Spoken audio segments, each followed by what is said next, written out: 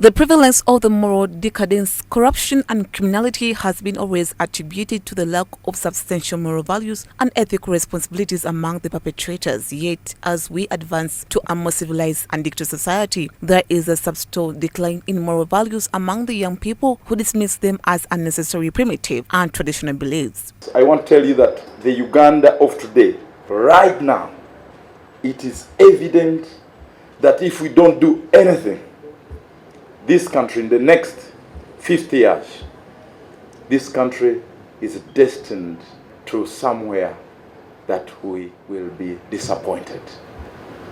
From the families, to the public service, to the private sector, even to our faith institutions, it is evident we must do something. Cognizant of the fact that the majority of Uganda's population is young people who spend much of their early years in education institutions, Dr. Tony Devine, the International Vice President of the Global Peace Foundation, highlights the need to leverage the education system in an attempt to restore morals, integrity and honesty among the learners. We need to invest in a brand new way into our number one asset, our young people.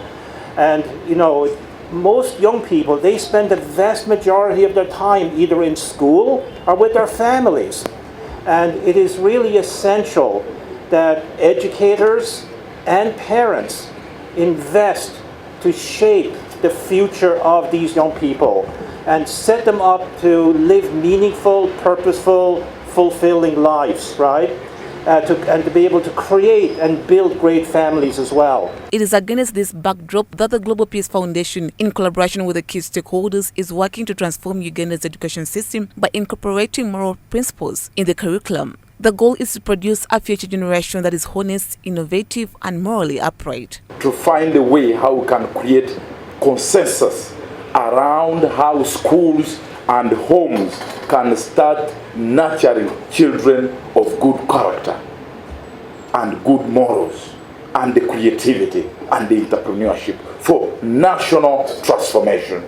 That's why we are here to share with the nation about our readiness and our motivation to work with the First Lady. From the Ministry of ICT and National Guidance, Ismail Kibed, the National Guidance Officer, adds that this initiative will offer substantial redress to the prevalent cases of corruption and criminality in the society. We are anticipating that if we have national values, a set of national values, we shall live a corrupt-free society, we shall live harmoniously.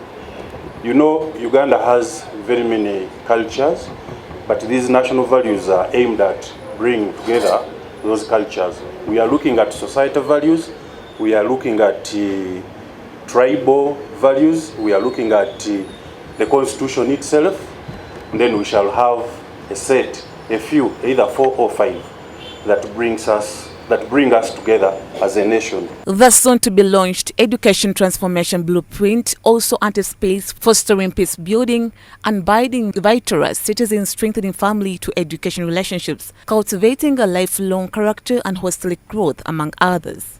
In this Transforming Education Blueprint that we're launching here in the workshop over the next 3 days, the number one item here is a 10-point blueprint: lifelong character and holistic growth. Character is no longer something nice to have. It is actually essential, an essential competency, an essential quality, right? That is critical for this nation, right? Questions?